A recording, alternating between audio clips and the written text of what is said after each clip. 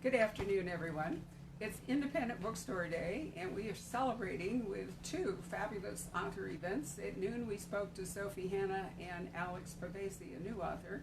Here we are at 2 o'clock, which is 5 o'clock Eastern Time. I'm telling you, time zones are the challenge when doing all this. For the virtual book launch of this marvelous book, pardon me while I pick it up, called The Deadly Hours. And we have four authors who have each written a part of the story. So what we're going to do is they are going to each introduce themselves and talk about their story. And then after we've kind of got you all oriented, we'll have a more general discussion about how such a neat project got to be conceived and carried out. So here we go. Susanna, you're the first story. So let's start with you. Susanna Kearsley. Hi Barbara, hi everybody. This is the first time we've all been together in any space since we started writing our story. So hey, this is so cool to see everybody. My story is called Weapon of Choice, and it kicks off. If you want to think of, I guess the way we always thought of our story is kind of like the Red Violin, but with a pocket watch. So it's this possibly cursed pocket watch that makes its way down through various owners across time, and touches different couples' lives as it does so. And so I kick it off in 1733 with two characters that, if you've read my books, you'll be familiar with them. If you haven't read my books, it doesn't matter, because I try to always write things that you can just come into them fresh with. So it's Hugh McPherson from Desperate Fortune, if you know him, on his way to Genoa, and the pocket watch intervenes, and things sort of go haywire from there. And so it's more of it was kind of fun because I haven't written a mystery for years. I mean, I've been writing, as you know, Barbara, for like 26 years, and it's been a long time since I've been able to kind of write and this is almost like a closed door mystery. This is almost like a locked door mystery, a locked room mystery, and it was kind of fun to use those muscles that I hadn't been able to use for a long time, and I'd never written a novella before, and it's just a story with a group of characters that find themselves stranded by a storm in a little inn in Genoa, or in Portofino on the way to Genoa, and have to deal with trying to stop an assassin from getting to the Duke of Ormond. And it turned out to be a lot of fun. Then I had to kind of leave the watch in a place where Anna's characters could conveniently pick it up 100 years later, which was also fun. So it's a little different from many of your books, Susanna, in that you're not doing time jump, because the structure of so many of your novels. And I think it's important to understand, being the Outlander bookstore, we have memorized this to explain it to people. You can have time travel, and then you can have time jump, and then you can also have time slip. And it's important to keep those distinctions in mind. But Susanna normally writes what I call time jump, which is a story in one era, and then you read part of the story in another area, and you go back and forth. But this time, you're staying the entire time in one time zone. So that was really one epic. So that was fun to read you that way. And writing from a male point of view, which I hadn't done since, I think my very first novel, I wrote some parts in a male point of view. But this was kind of cool. He was just the voice that came out, and so that was a challenge too. So it was interesting. It was a lot of fun to do. So since I mentioned Outlander, you dedicated your story to Diana Gabaldon. So did she have any influence on how you wrote the story? Actually, she and you unwittingly. It was when I was coming down to do the tour for Desperate Fortune.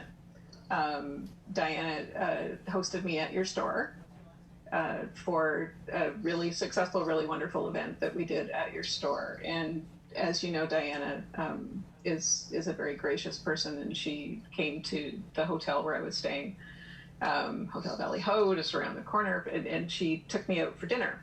And I had been very nervous about the event, and I'd been flying in for the book tour with my headphones on and my playlist for my book playing in my head just to kind of calm me down. It had been kind of a bumpy flight. It's always a bumpy flight coming into Phoenix because you go over the mountains. And the music makes my characters move. And the book was already written. It was already done and dusted, Desperate Fortune. But the playlist had a song that made Hugh move a lot. And when his song came on, he did this one little interesting scene that I thought, wouldn't it have been nice if he'd done that when I was writing the book, because that would have made a really fun scene to include in the book. Kind of, you bastard, you could have done that while I was writing the book. That would have been nice. So while I was having dinner with Diana, I told her about that and how it would have been very convenient for him to do that while I was writing the book. And she said, well, that doesn't sound like something that belongs in the book. That sounds like a novella. And I said, well, I've never written a novella. How do you write a novella? And she said, you aim for a short story. And that was, that was sort of, so that was kind of playing in my mind. And literally a few months after that, I got, Anna got in touch with me and said, I have this kind of idea for, a group project. You can say no. And I was like, well, wait a minute, because I have this idea now for a novella. And it just kind of all came together at the right moment. So wonderful. All right. Who's next up? So I have the second story. It's called In a Fevered Hour. And as Susanna alluded to, some part of the fun of the book is seeing how the pocket watch ends up in the other stories. It's a little fun to see all that, how it journeys through time. And my story is actually set in the Lady Darby mystery universe. It is a Lady Darby novella. And I got to spend a lot of time with Bonnie Brock Kincaid, my Edinburgh crime lord, that a lot of readers really get a kick out of because he's pretty roguish, so and up to trouble all the time.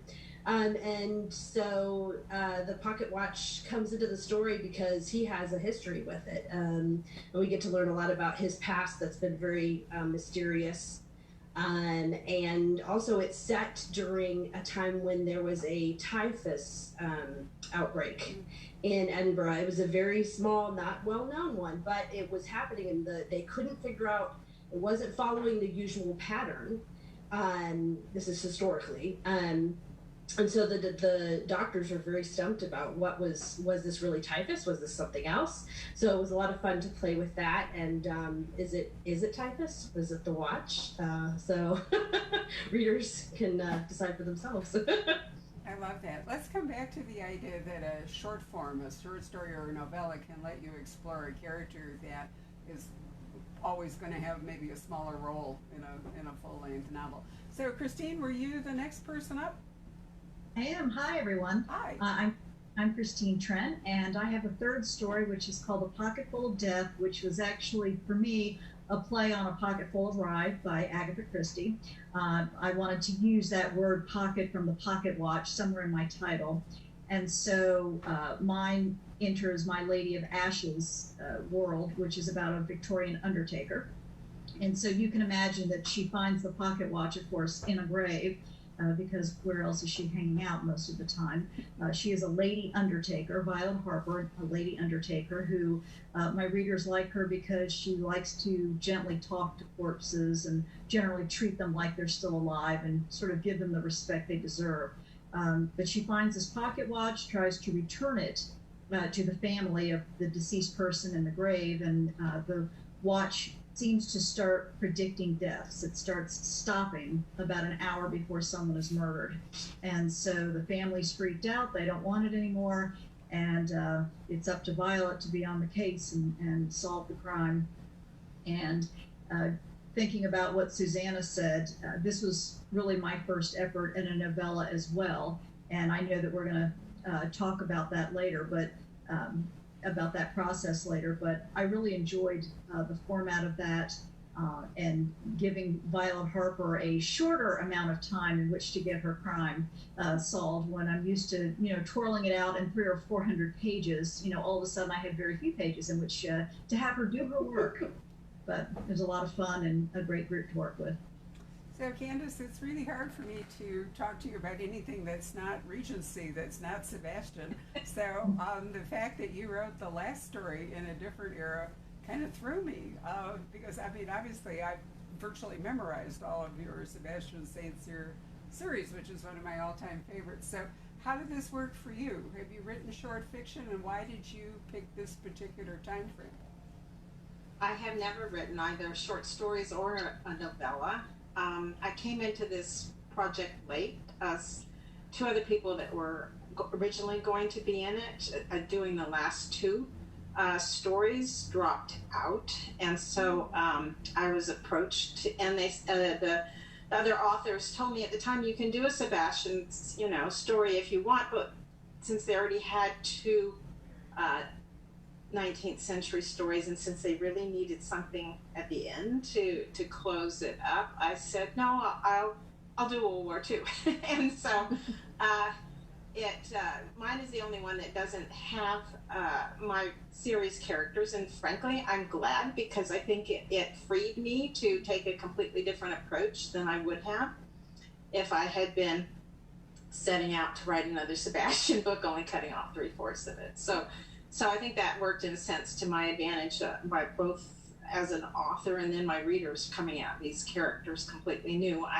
It is slightly linked to the Sebastian series in that there's a male and a female protagonist, and the male is an MI5 agent who is a wounded Spitfire pilot, and so he has problems with that because he's sidelined as far as he's concerned from the real action in the war. But he is one of my Sebastian books, When Falcons Fall, had a character in it called Jubo, who I don't want to give the story away, but his ending always troubled me. Let's put it that way. And so this character was kind of my way to redeem him, because this character is also named Jubo, and he's a descendant from that character. So that was kind of fun too. I got to kind of clean my palette of something that had troubled me.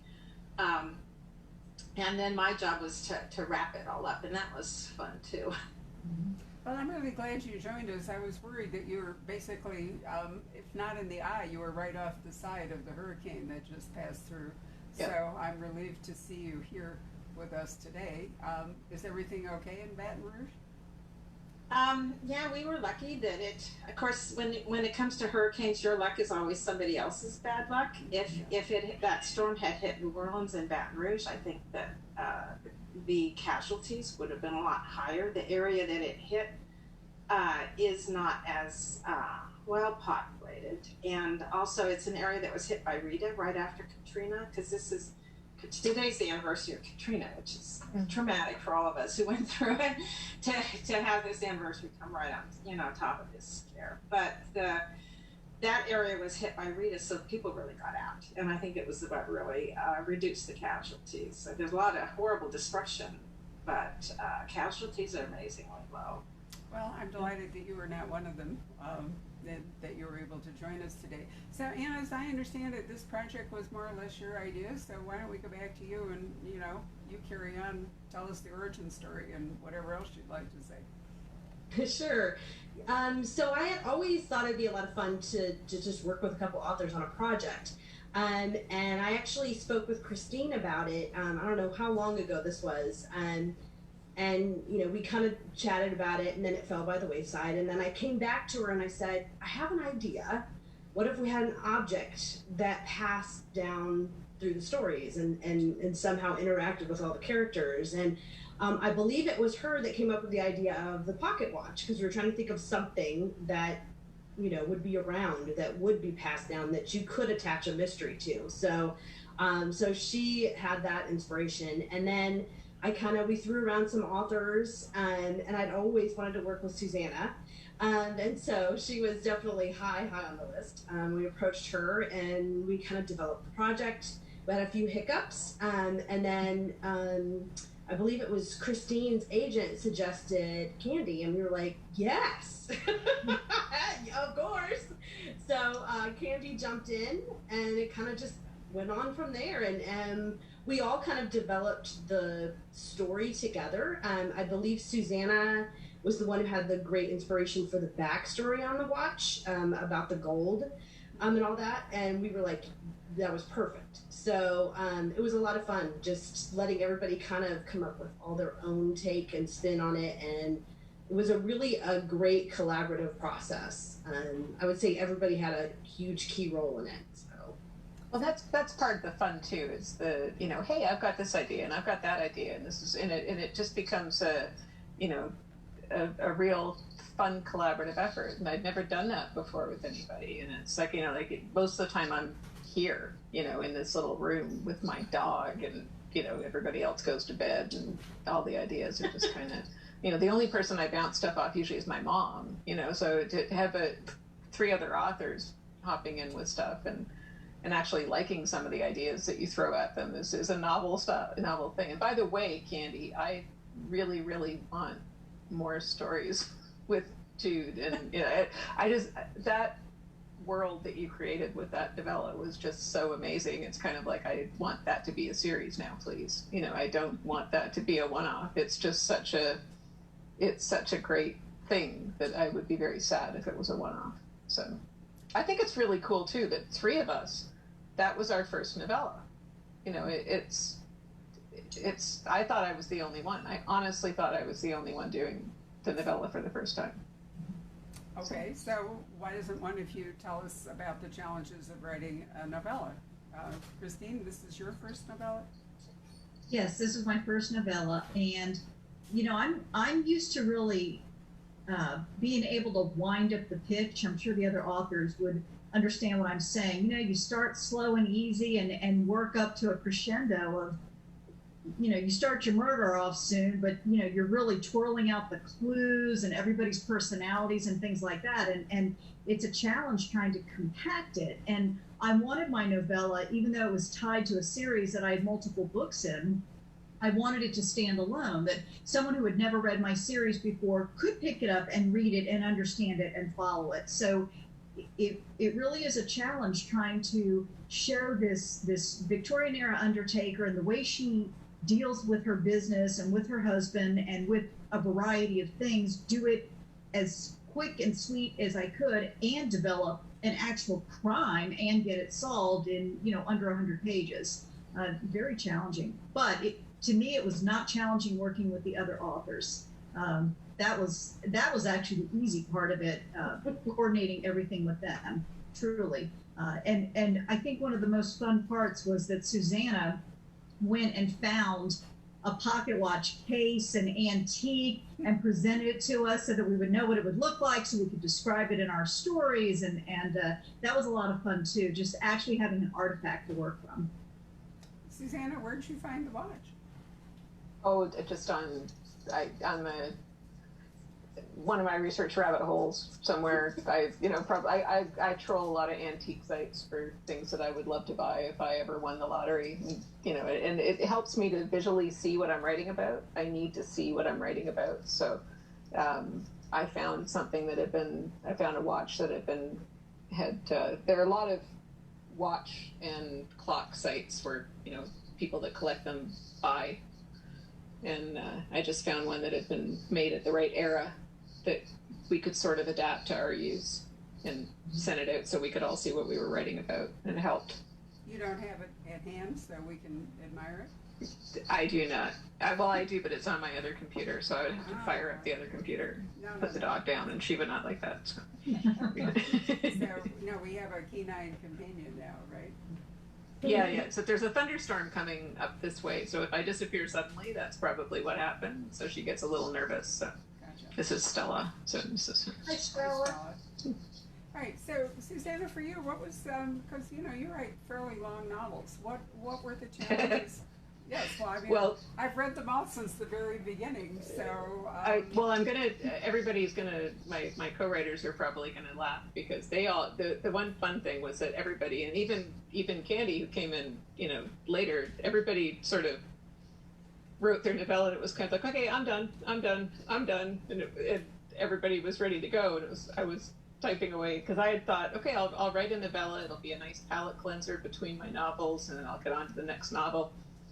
Took me as long to write that novella as it took me to write any of my novels, and you know, I have no idea why. It was a very long process, and I don't know why. It just took me a lot longer than I thought it would. So I'm not sure I'll tackle another one because this one was wonderful, and I loved doing it, and I loved being able to see those characters in that situation, and I loved being able to give Hugh his voice, especially Hugh, because he was such a hard character to write.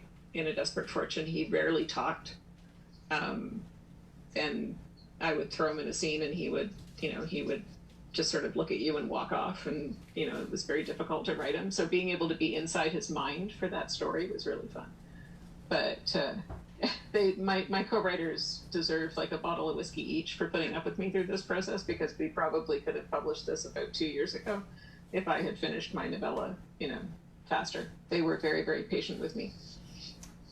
Candace, what was it like for you?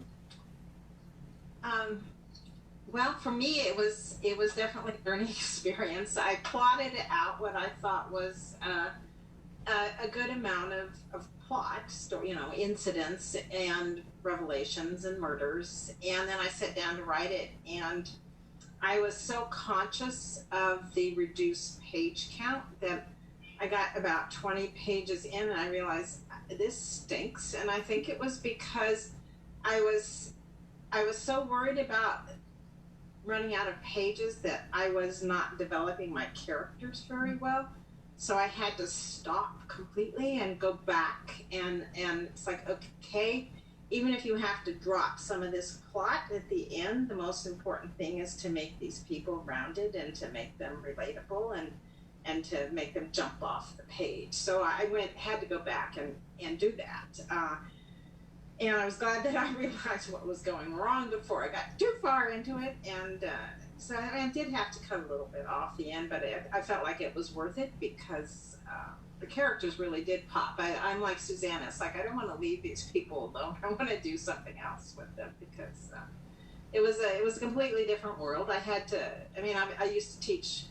I was a history professor. World War I, World War II were things I taught, but the political and military activities are very different from the kind of information you need to write a book, the little details of life that was going on at the time. So it was a lot of fun researching that aspect of it too, to create a completely different world from Sebastian's Regency era. So if you're writing a novella, which is a little more room than a short story, it has to be a pretty focused plot, right? You don't have time to do all kinds of subplots and so forth. But what is the most critical thing aside from driving towards a particular plot? Is it rounding out your characters? Is it giving us the landscape? What is it that you each thought was the most important thing to do besides write the actual story? Well, for me, I would say that it was creating the Victorian atmosphere, and the way I had developed it for my undertaking character. I don't necessarily do a Victorian thing that you see in the movies where it's, the swirling fog coming up from the streets all the time. And so for me, it was creating the atmosphere quickly enough and yet thoroughly and deeply enough that the reader could feel as though he or she were actually in the era and walking those streets of London that the Undertaker would walk. Anyone else? I would say, I think it's the character also, Candy talked about. It's interesting. When I was writing also, I was finding myself so conscious of that page number that, because I have a tendency to get wordy. I have to cut a lot when I do my books, when I get done. And so I was like, I don't have time to do, I can't go all these subplots holes that I tend to go into. And so I had a lot of adding in description and thing later because I was so worried. I got so sparse. I got too sparse because I was worried about that page count, the words count. But I would say it's the characters. I was highly conscious of making sure the characters had some kind of arc journey through the story, that it wasn't just a flat for them, even if it was small. So I would say the character, but I mean setting is a big deal too, so atmosphere. So yeah. Susanna? Yeah, I think for me, it's the first time I'm dealing with characters that are have an established relationship like that. I mean, like in Firebird, I did a bit, obviously, but it's the first time I'm trying to deal with, again, create a character arc for people that are, in a married relationship. And that was a new challenge for me, to try to fit the mystery and to try to fit something romantic in, to try to give my readers everything they expect from me within this little tiny footprint, and not have people think, well, that didn't feel like a Susanna Kearsley story at all. Because you want them to come away thinking that they got some of what they expect from you, but you also want it to fit into a mystery story, which is what it is too. You don't want it to be, too floopy. You want it to be, you want it to do what it says on the tin, what it's supposed to be doing. And I was just having too much fun with the mystery, and then also holding in the characters that come onto the page that want a bigger canvas. I have a side character, Captain Del Rio, who whenever he gets on the page, he just kind of comes on with this like, ta-da, I'm here and I want, pages and pages and pages, and you have to take all his stuff away. And he gets a little, crabby about it, but you have to take all his dialogue away and just keep them to these little tiny scenes. So which he doesn't like very balance much. Is really an important part then of balancing the elements that you want. But you've all talked about about tiny number of pages. What is the number of pages that each of you were given in order to bring out a book that was not, War and Peace? So we do it by word count usually. So I believe we were 25K each, 25,000 with the novella. And I don't know about them. My books normally the sweet spot's 108,000 words. So and I know that's pretty. I mean, it's industry standard in mysteries at least is usually 80 to 100K. So I don't know about y'all. Yeah, my books normally fall between 120, 150,000 words. So for me to like hit 25K and do a complete story is kind of, it's hard. It's hard. And yet for that to take, it took me what did it take me, guys? Like almost 3 years, right? We've forgotten. They were drinking heavily at the time, going, oh my God, she's not finished yet, But it was just, it took me a long time.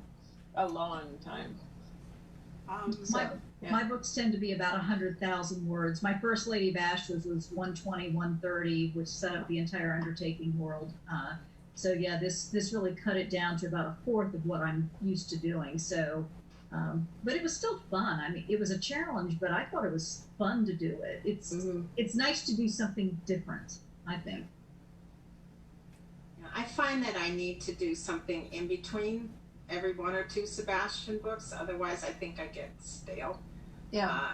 And I start to get tired. And so if I do something, it's kind of a palate cleanser. And so this was nice because it wasn't a whole book; it was short. Well, see now you can give me like a Jude novella every between every Sebastian book, and I will be like so happy. It would be just wonderful. So basically, what really you're nice. saying is that focus is important, economy is important. Did that mean that? That you also had to write more concisely? Did your prose style change a little bit or did you pare it down in order to keep within the word count, any of you? Yeah, I definitely pared down. Like I said, I had to add in description. When I got to the end and went back through, I was like, wow, this is really sparse compared to what I usually write. So I had to actually give myself permission to add more in. That was one way I was trying to keep it shorter. I don't know. What about y'all? I don't think I did, except at the very beginning when I realized that I was shorting my characters, and then I went back. But after that, I think it was pretty much the same style, except of course in a different century with which required a slightly different narrative tone. Mm-hmm. But other than that, I don't think I did change a lot. I think the only thing I changed is because I was writing from Hugh's perspective, and Hugh doesn't notice a lot of stuff. Like Hugh would walk into a room and not notice what the curtains look like or what the furniture looks like. He just notices, is there a chair? Is there an exit? Right? Like, that's what. So it helped to kind of cut the pacing a little bit. Whereas if you're writing from a female point of view, the heroine's going to notice characters and what they're wearing and that type of thing. But Hugh is just kind of concerned with, I need to be here, I need to go there. And it helped cut things back a little bit. Christine? I'm used to having multiple subplots in a book, and the thing that I had to do to keep myself in the word count is to say there are no subplots. And I actually found that to be very difficult, because I like to let different characters do things, because then I can bring it again into another book, and it just helps make things more full.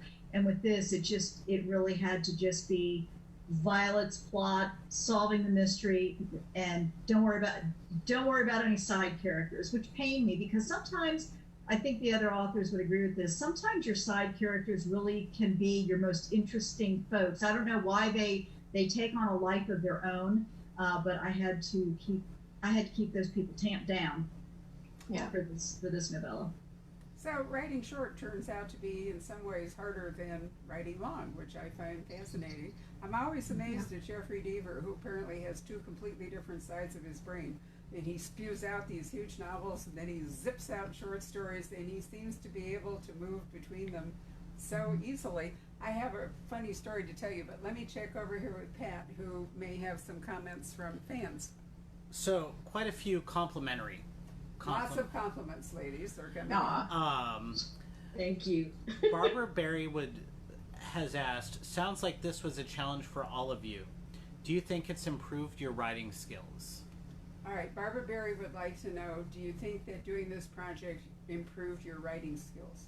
Anyone who wants to take that? I do. I think it definitely improved my ability to sort of be more concise and keep the pacing going, which helped for the book I'm writing now, which is from a male viewpoint. So I think sometimes life hands you the project you need for the project you're going to do next. And it was just, it's going to sound corny, but it was just what I needed in my life at the time. I really needed the support of these women at that particular moment in my life for what I was going through. And it was just a gift to have this project at that particular moment in my life. So yeah, it helped in a lot of ways. Anyone else? I think I learned from every project I do, and this one definitely. Every project seems to have its own lessons that improve your writing.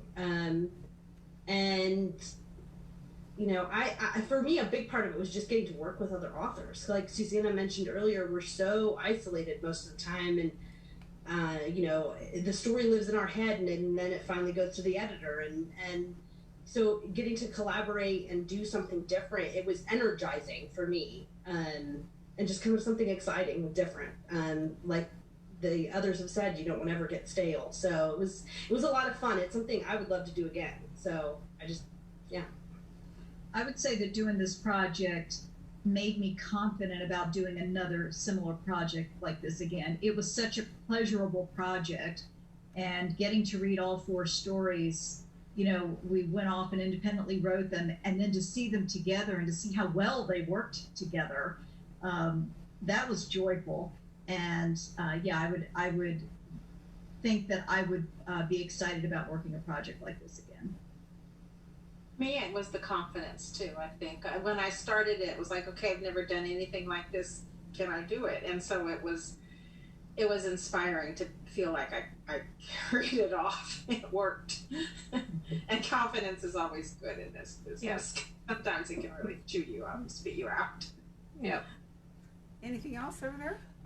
Karen Tunkate would like to know, will any of the events in this book have implications in your individual series? So the question is, will any of the events in this book have implications in your regular series novels? Or not series novels in Susanna's case. Yeah.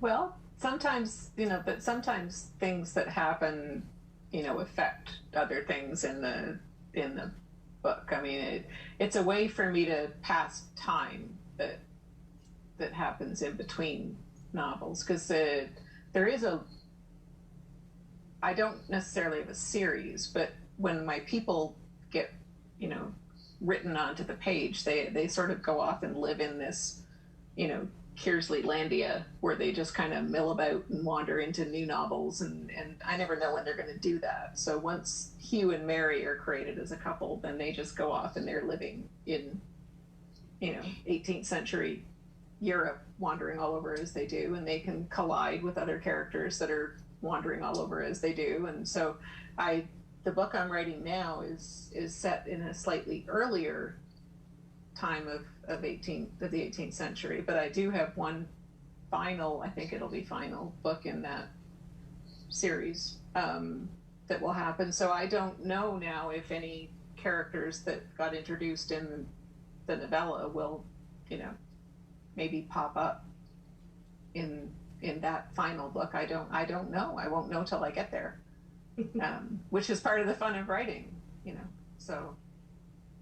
Susanna knows how much I love Edmund.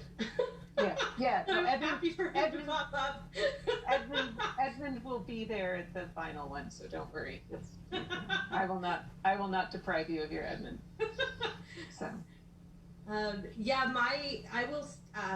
The events in the novella will definitely have an impact in the Lady Darby series. All of my Lady Darby books, I try to write so that if you're jumping in at that point, you're not lost. Mm-hmm.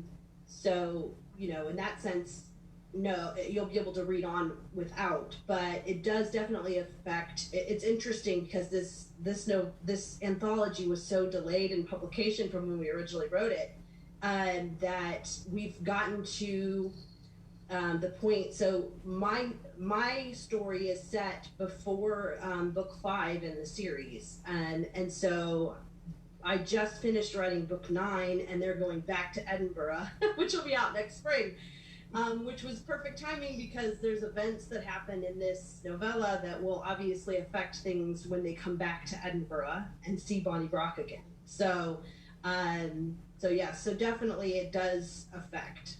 Yeah. Where mine has an impact is that I decided to give a character a particular profession that I want to carry forward in stories, to have mysteries focused around that profession. I really like doing unusual and interesting professions for my characters. So it's a photographer now, and starting to use some of the newfangled things that there would have been for photography in Victorian England, and creating mystery around that. So that's what will carry forward for me. That's really fun. I've been to Lake Hawk Abbey, where some of the very first photographs were ever taken. It's in Elizabethan Abbey somewhere. I'm trying to remember where it is, sort of Midland. But, photography really caught people enormously, their imagination, and I think that is a really worthwhile thing to explore, and it was something that women could do. It was something that didn't lower their social standing if they became, either painters or photographers were acceptable roles. So that'd be really fun to explore. Candy, are you going to follow Susanna's dictum here that you write more of this, or if you short us on Sebastian, I'm going to kill both of you. So you got to be really careful with your answer.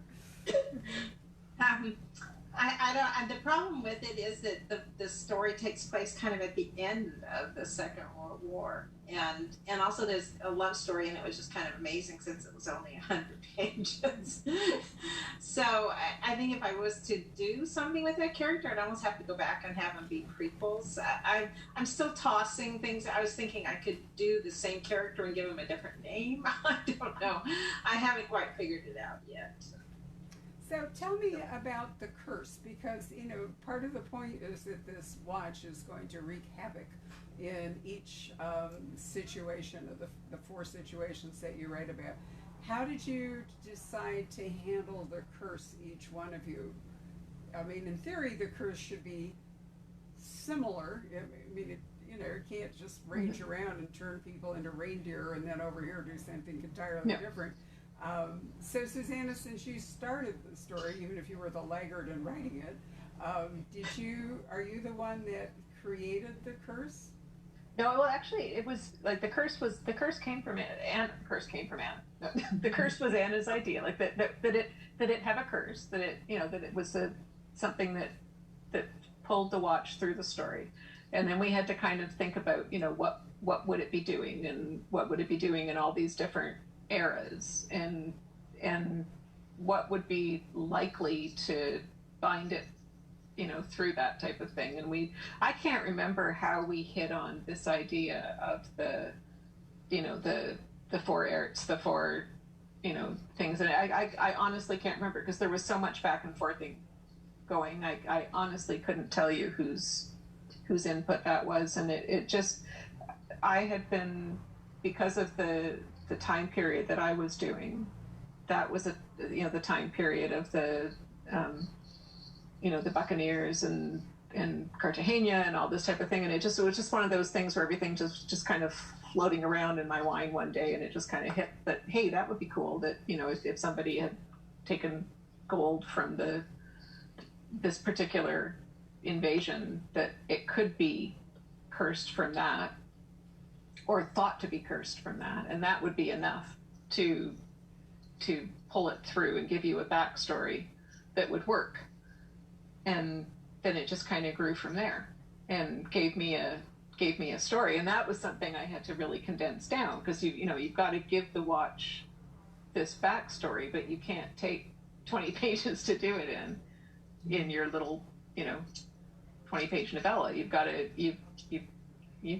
we're not 20-page, but 80-page, 100-page novella. You've got to make sure that it's like succinct and believable. And how do you hear the story of the curse, and under what circumstances do you hear the story of the curse? And so we spent a bit of time sort of back and forthing on what would work, and then how everybody could use that. Could everybody use that? In what order would the elements be done, and how would that work for everybody's characters? And then we just, you know, which for me is a lot more planning than I ever do in my writing, because I'm a pantser, I'm a winger sort of person. I just throw people on the page and see what happens. But it was actually quite fun to, you know, to sit and do that too. So the thing about a curse is, I don't know, where does the curse arise? Is it a person? Is it a human agency that curses whatever the object is, or creates the situation? Or is it, you know, some event in nature? Is it some violation of some natural law? Anna, if this was your idea, what did you think? I know I mean, she finished last, so somebody had to start this one off. It must have been you. Well, I mean, I think the fun of it is that a curse can be so much it can be something different to every person. So when you're writing it in a story, we each were able to use the curse in a different way. I mean, like, does it work for everybody? Is it only people who believe in it? Is it what caused it? What didn't cause it? So I think that was part of the appeal of it for me, because there's so many mutations it can take. And so, you know, a lot of it, since it was passing through time, was figuring out, how does the watch eventually reach each story? What happens between that time? For example, I think there's 100 years between Susanna's story and mine. Yeah. And so I had to figure out, I have it written somewhere, like all the places it's been. And I mentioned some of them in my story, but, you know, you had to figure out, well, where is it wreaking havoc? How is it, you know, building and building and building this reputation? And then, you know, the characters that it comes in contact with, you know, Bonnie Brock is a firm believer in curses. Yes. And Lady Darby is way more skeptical. I don't know about this, you know. And so it's getting to, you know, play with those characters, play with their expectations, and, you know, and then also, you know, the way it passes out of Lady Darby's hands and ends up in Violet's hands, you know, she has no idea what this is. She has no idea that this is cursed and that it's, you know, what's going to happen. And so then it becomes, how do they find out all these things about it? Susanna came up with a great idea about the fairy tale that Mary tells, and that plays a big part later on. So that, for me, that was a big part of it. Just, there's so much creativity that could go into a curse. Well, there's no question, but a curse has to have an origin story, and that's what I was trying to get to. I mean, I'm sorry. No, yes, no, it's okay. I perfectly. I didn't ask my question very well. I certainly understand how each of you had different permutations for the curse and how it played out. But every curse has to have an origin story, and so I was trying to figure out, how did you decide that this object, was cursed? I think in my story that it's the story that the museum curator tells is that the bishop was tortured in order to find out where he had hidden the cathedral's gold, and that's when the curse was laid on it. The bishop cursed the gold and anyone who had it throughout history. Right, so That's it's the human agency then, in other words, that something arose and a person created the curse. Yeah. So I think that's fascinating. Pat is back, so let me pivot back over here. Do you have another question? Yes, so they want to know if all of the stories take place in Scotland, and do each of the novellas have a romance aspect to them? Okay, first part was, do all the stories take place in Scotland? And the answer is no. No. And then the other question is, did each of the stories have a romance involved in them? Did each of you write a romance into the novella? Well, yes and no. I mean, like my characters are newlyweds trying to adapt to newlywed life. Hugh is trying to figure out how to negotiate, letting his wife have a life and not be overprotective of her. So there's that romantic aspect of it. But it's not the, I've met somebody, I'm falling in love with them, that sort of romance, which again, like I said, is something new for me. And mine does not, even though he is Scottish, his wife is half Scottish, half French, and it takes place in Portofino, which is just off the coast of Italy in 1733. So it's not in Scotland. But Anna, you are in Edinburgh. Yep. Yeah, I think I'm the only one that most of the novella is set in Scotland, or the entirety of the novella is set in Scotland. And there's a romantic element in mine, much as like Susanna, Lady Darby and Gage are newlyweds. Actually, in this novella, it's 2 weeks, I think, after their wedding. So, there is a romantic element, but there's not the meet, fall in love, so.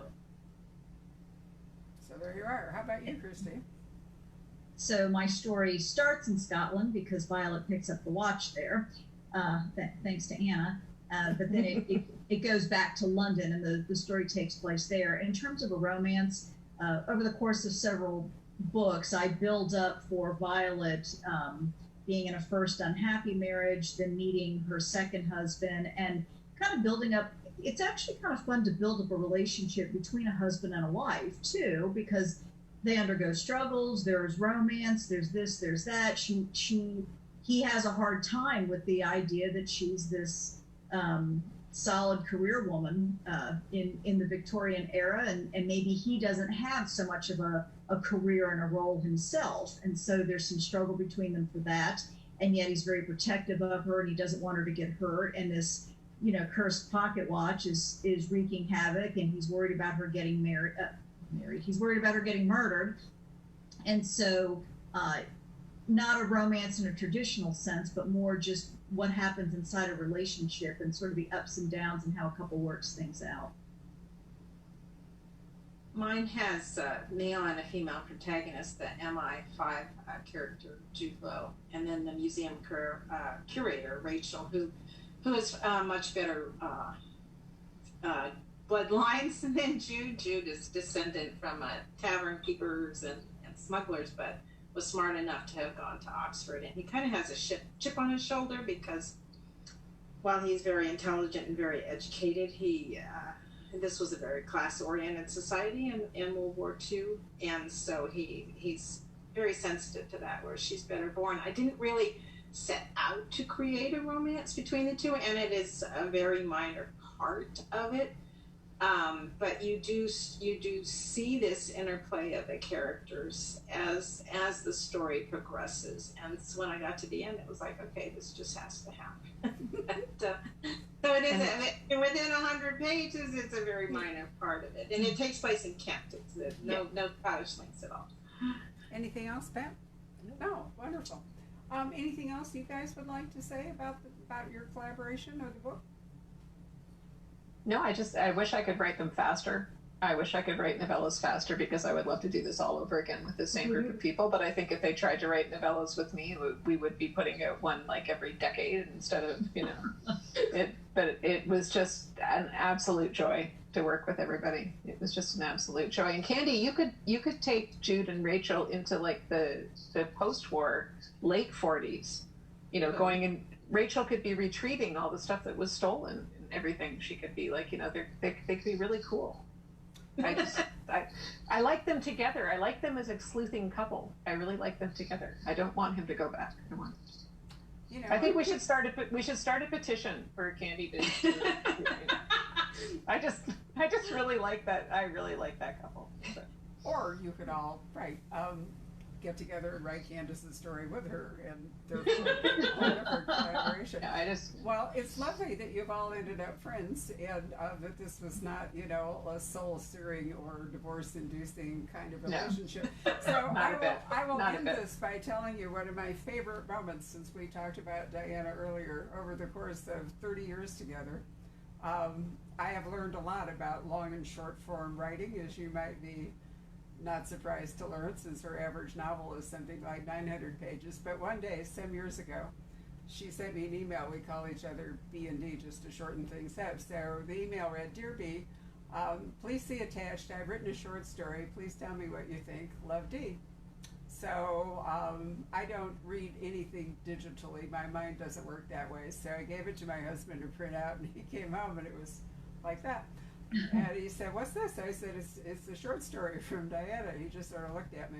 So I read it, and then I wrote her back, and I said, "Dear D," it's called Lord John in the Private Matter. "Dear D," I said, "I really loved it. Very clever stuff medically. It's a book, so publish it as a book." So it is her only, it's 75,000 words, I think, 73. Yep. So anyway, it was her first book, as we think of books, i.e. something you could actually pick up and read in a day. And then she wrote a novella, a short story for Patrick of our staff, edited for Akashic in its urban noir series. Phoenix was one of the cities. So Patrick got together a fabulous group of authors. He had Lee Child and James Salas and Diana.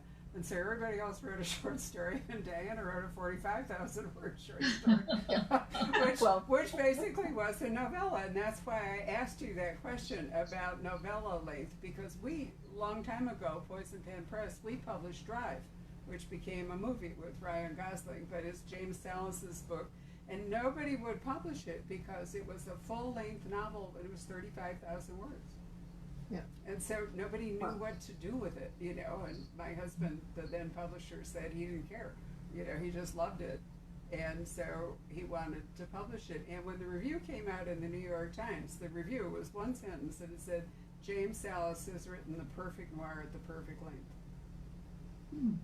Well, that's nice. And that's what, when Diana told me, when I said, "How do you write a novella?" and she said, "You aim for a short story," that's essentially what it is. And also, people say that anthologies are not, not the thing, and they're not saleable, and they're not all that, but they're really fun, and they're nice to read, and they're a wonderful introduction to different writers' books and different writers' series. And I love to read anthologies. I love to sit and get a taste of different people's things, and when I was invited to be part of this, I leapt at it, even if I hadn't had an idea for what to do with it. I knew Anna, and I would have loved to have written anything with Anna and be part of that experience. But I love to just sit down and read a bunch of different pieces of different people's worlds, and to have this device of something pulling all the way through it